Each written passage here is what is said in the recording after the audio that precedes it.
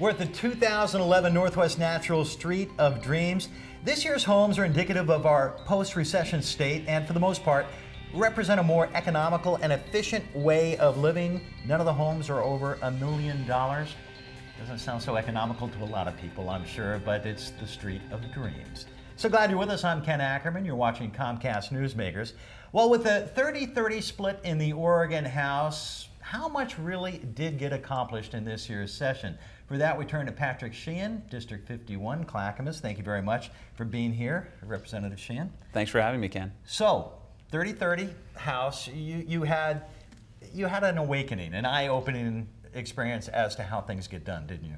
Absolutely. Well, this is my first time in the House, and it was very interesting. A lot of people will call it a 30-30 split House. Some call it a balanced House. One of the biggest surprises, I think, was how much power a committee chair has. And this is something that you don't hear about from a lot of people, is the committee chairs themselves can actually stop legislation or advance it. And we had some situations in the House where one of my bills, the Funeral Civility Act, which would have prevented people from protesting at funerals, actually passed the House 56, I think, to 3, and then it died in the Senate committee. Because of a committee chair who didn't want to pursue it. A committee chair, yeah, and he had valid reasons for that. He was concerned that it was going to create a situation where the Westboro Baptist Church would actually come here, protest, and end up suing, and he was concerned that our Constitution was so strong on free speech that we might end up paying court fees. And my angle was that we're ready for that fight. I think it's an important one to have.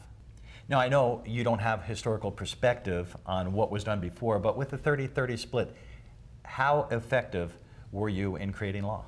Well, I think part of the benefit to the 30-30 split is not all of us were very effective on bringing our own ideology to the game. We had to come up with a balance. We had to really compromise, and I think that more accurately reflects what the people of Oregon want from their legislature. Probably the biggest thing that we accomplished was the fact that we all got along and that we were able to come to some middle ground, and I think that was substantial. That's a terrific benefit to everyone. I think a lot of people would be interested in how much money was infused into the educational system. Sure. Well, early on the governor had his budget for the K-12 education system.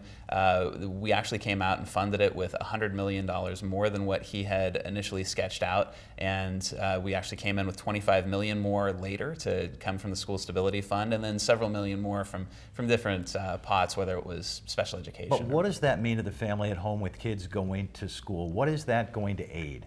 All that money? Well, hopefully it adds some days back to the school district. It's the school district's choice what to spend the money on, and to some degree, they have their obligations that they can't change. But it's our hope that this adds more days to the school year, especially in areas that have cut them, and shrinks class sizes. That's our objective for sure. And you're headed to China soon.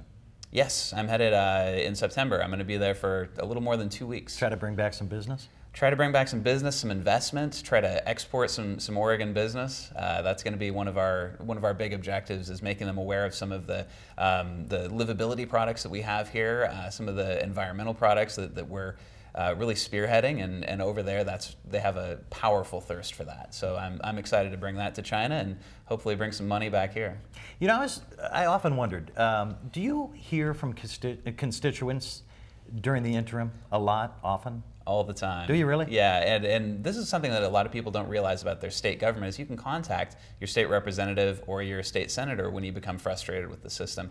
And I've dealt with all sorts of different things. I had a guy call me the other day who had a really simple issue, but it was frustrating to him, and he had to call all the way up to the state representative, having to do with a sensor in his car was not registering with the DEQ, and he had to go spend $500, didn't get the thing fixed, it didn't work, and they have a little wand that they can put on your exhaust. It's for older cars, but we're dealing with this seemingly silly issue, but this is frustrating for this guy. This is a big deal. Just shows what you can go to your representative with. Right, and then there are other ones, though, where I'm dealing with a problem where there are 2 little girls that were taken from their home and by the Department of Human Services, and the extended family wants more access to these girls. I think that's reasonable, and we're trying to solve that too. So it really runs the gamut. All right, Patrick Sheehan, thank you very much for being with us. Thank you. Thank you as well. I'm Ken Ackerman. Make it a great day.